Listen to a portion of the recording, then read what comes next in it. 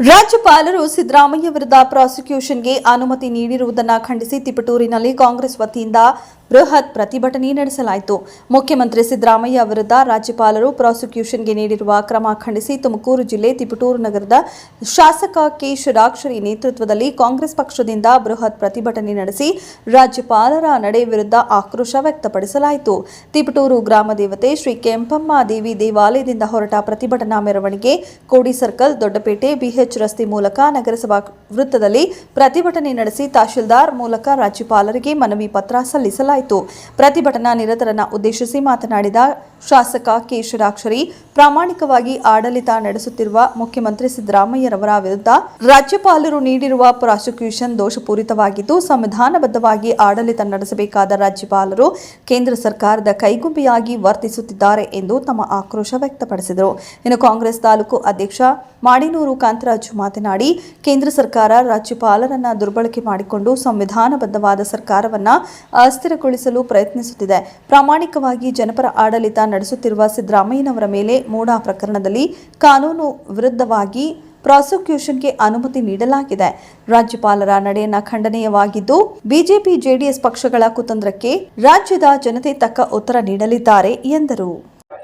ನನ್ನ ಶಾಸಕನ ಮುಖಂಡತ್ವದಲ್ಲಿ ಇವತ್ತು ನಮಗಾಗಿರ್ತಕ್ಕಂಥ ಅನ್ಯಾಯವನ್ನ ಪ್ರತಿಭಟನೆ ಮಾಡಲಿಕ್ಕೋಸ್ಕರ ಕೆಂಪಮ್ಮ ದೇವಸ್ಥಾನದಿಂದ ಮೆರವಣಿಗೆ ಮುಖಾಂತರ ಬಂದು ನಾವಿವತ್ತು ನಮ್ಮ ಕಂದಾಯ ಇಲಾಖೆ ಅಧಿಕಾರಿಗಳು ಇವತ್ತು ಎಸಿ ಅವರು ಅವ್ರಿಗೆ ಹೈಕೋರ್ಟಲ್ಲಿ ಕೇಸ್ ಇತ್ತು, ಅವರು ಹೋಗಬೇಕಾಗಿತ್ತು, ಹೋಗಿದ್ದಾರೆ.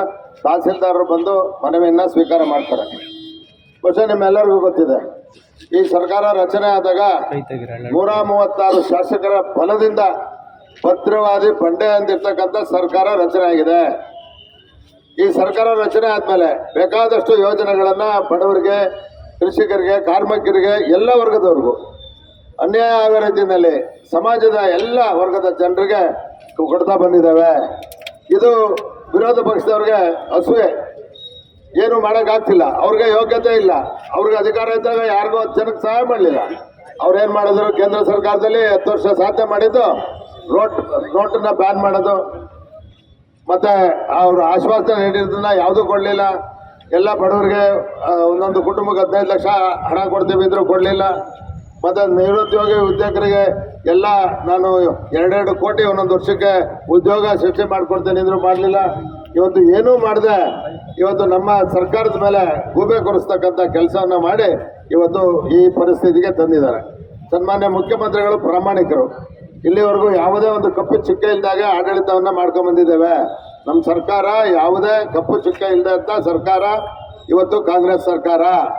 ಅದರಲ್ಲಿ ಕೆಲವು ಲೋಪದೋಷಗಳು ಆಗಿರ್ಬೋದು, ಅದನ್ನು ನಾವು ಖಂಡಿಸಿದ್ದೇವೆ. ಕಾನೂನು ಪ್ರಕಾರ ಕ್ರಮ ತಗೊಳ್ಳಿಕ್ಕೂ ಇವತ್ತು ಮಾನ್ಯ ಮುಖ್ಯಮಂತ್ರಿಗಳು ಮತ್ತು ಕ್ಯಾಬಿನೆಟ್ಟು ಮತ್ತು ನಮ್ಮ ಎಲ್ಲ ಶಾಸಕರು ಸೇರಿ ಅವ್ರ ಮೇಲೆ ಶಿಸ್ತಿನ ಕ್ರಮ ತಗೋಬೇಕು. ಅವ್ರನ್ನ ಜೈಲಿಗೆ ಹಾಕಿ ಶಿಕ್ಷೆ ಕೊಡಿ, ಇಲ್ಲ ನೇಣಿಗೆ ಹಾಕಿ ಅಂತಕ್ಕಂಥ ಮಾತನ್ನು ಸಹ ನಾವು ಹೇಳಿದ್ದೇವೆ. ಯಾರನ್ನು ವಹಿಸ್ಕೊಳ್ತಕ್ಕಂಥ ನಾವು ಇಲ್ಲ.